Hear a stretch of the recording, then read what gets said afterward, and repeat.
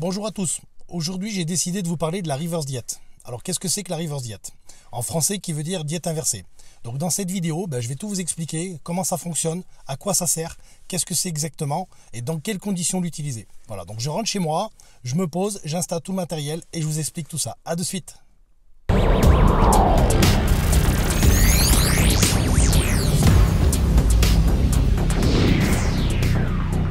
Vous avez peut-être déjà entendu parler de la reverse diet sur les réseaux sociaux et peut-être que vous vous êtes posé la question de savoir ce que c'était parce qu'en fait je me suis rendu compte que quand j'en discutais avec les gens, souvent vous en avez entendu parler mais en fait vous ne savez pas vraiment ce que c'est et surtout vous ne savez pas vraiment quand est-ce que ça doit être utilisé. Alors c'est pour ça que j'ai décidé de faire cette vidéo et vous expliquer déjà dans un premier temps ce qu'est une reverse diet et secondo quand l'utiliser et pourquoi. Dans un premier temps, qu'est-ce que c'est ? Alors une reverse diet, c'est très simple en fait, c'est une période où vous allez remonter les calories, généralement ça se fait après un régime restrictif.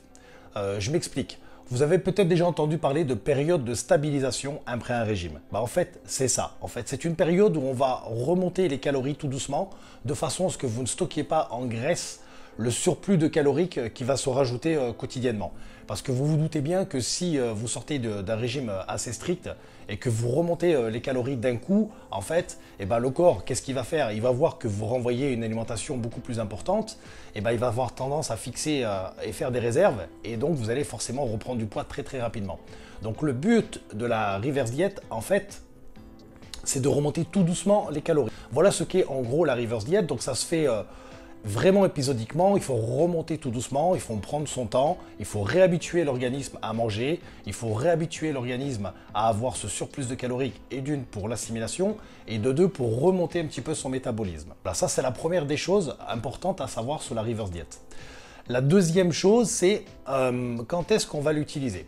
Alors, dans les grandes lignes, les deux plus grandes possibilités d'utilisation de cette méthode, en fait, c'est dans un premier temps, par exemple, si vous avez quelqu'un qui a eu un régime vraiment trop strict, vraiment très bas en calories, où cette personne ne perd plus de poids et vous-même vous êtes fait une alimentation qui est trop basse et en fait la balance ne parle plus, les mensurations ne descendent plus, alors peut-être que vous avez ralenti vraiment trop votre métabolisme. Qu'est-ce qu'il faut faire à ce moment-là?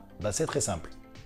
Si vraiment vous êtes en restriction totale, que vous faites du cardio, que vous entraînez régulièrement et qu'il n'y a aucune évolution, que la perte de poids ne se fait plus et que vous stagnez, en fait ce que vous allez faire, vous allez utiliser à ce moment-là la reverse diet. C'est-à-dire que vous allez remonter les calories de façon à ce que le corps se réhabitue à manger pour remonter votre métabolisme. Vous allez faire ça sur quelques semaines, donc ça c'est à déterminer avec votre coach ou si vous vous gérez tout seul, il faut remonter tout doucement pour ensuite réenlever les calories pour pouvoir reperdre. Parce que si vous êtes déjà très bas et qu'il ne se passe rien, c'est sûrement que vous avez bloqué votre métabolisme ou votre côté psychologique et que ça ne fonctionne plus. Donc c'est une période des fois où il vaut mieux arrêter le régime.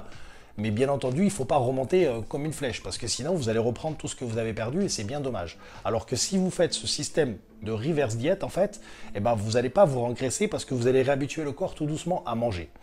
Et ensuite, une fois que le corps aura réhabitué à manger, vous allez voir qu'en fait le métabolisme il s'accélère et peut-être même, vous allez peut-être même perdre parce que souvent quand on remonte en calories, on a tendance à retirer un petit peu la rétention d'eau, donc des fois on voit déjà des résultats revenir. Donc ça c'est plutôt une bonne nouvelle. Ça, c'est la première des raisons où on va utiliser cette méthode. La deuxième, alors ça, c'est vraiment, ça concerne vraiment tout le monde qui sort d'une perte de poids. Ça peut être un compétiteur ou une compétitrice, ou ça peut être quelqu'un qui a eu une grosse perte de poids de plus de 10 kg, 15 kg et plus.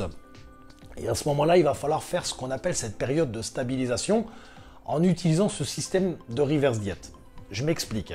Donc, bien entendu, comme je vous l'ai dit tout à l'heure, vous n'allez pas pouvoir remonter d'un coup. Donc, ce qu'il faut faire, pour éviter de reprendre du gras, parce qu'on le voit souvent, en fait, ce qu'on appelle le phénomène yo-yo chez les personnes obèses, qui sont contents d'avoir perdu, mais négligent souvent cette période de stabilisation qui est souvent la phase la plus difficile. Et on le voit souvent sur les compétiteurs ou les compétitrices en fitness, bodybuilding, qu'ils sont capables de reprendre 10-15 kilos en une semaine. Ça, c'est quelque chose de fréquent, voire même plus des fois, avec une énorme rétention d'eau qui, par la suite, va se transformer en stockage de graisse.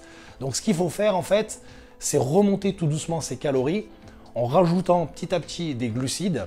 Alors il ne faut pas rajouter tous les jours, hein, il faut le faire vraiment épisodiquement, c'est-à-dire que vous le rajoutez sur une semaine, voire 2 semaines. Et si vous voyez que le corps ne remonte pas vraiment, ou il va remonter un petit peu en poids, vous attendez que ce poids stagne. Et quand ce poids va stagner, là à ce moment-là, vous allez pouvoir rajouter de nouveau des calories pour passer à la seconde étape et remonter tout doucement. Mais faites attention, il faut le faire vraiment doucement. C'est une période où il faut vraiment éviter les écarts. Parce que lui, il ne va pas capter que c'est un écart ou quoi que ce soit. Il va voir qu'il y a des excès, il va les stocker. Donc c'est une période qui est relativement difficile. Et moi, je le dis souvent à mes padawans que c'est une période qui est beaucoup plus compliquée que le régime. Pourquoi ? Parce qu'en fait, quand on est en phase de régime, les 15 premiers jours souvent sont difficiles. Après, on a la glycémie qui a baissé et on a moins d'envie. Donc la phase de régime est déjà un petit peu plus facile à faire. Ça reste toujours difficile, mais c'est acceptable et ça se fait. Par contre, quand on va commencer à remonter les calories, et souvent c'est les glucides qu'on va rajouter pour avoir plus d'énergie, là il va falloir attention parce qu'on va avoir la glycémie qui va remonter. Et vous allez ressentir un appétit qui est relativement énorme. Vous allez devenir un glouton. Et c'est vraiment là où il faut faire attention en utilisant des aliments quand même qui sont très bas en glycémie, de façon à ne pas stimuler votre taux de sucre dans le sang et vous donner ces fringales qui sont, je vous le dis, qui sont intenables. C'est pour ça que certains vont se reconnaître en disant moi de toute façon après ma phase de régime je compte pas reprendre, et puis en fait c'est un cheminement en fait qui est très compliqué et vous tombez dans l'engrenage de la nourriture, ce besoin de manger du sucre. Alors quand je dis du sucre, il faut savoir que le riz, les pommes de terre, les bananes, les flocons d'avoine, ce sont quand même des sucres lents, mais ce sont des sucres. Et ça va stimuler votre glycémie qui a été basse pendant des mois.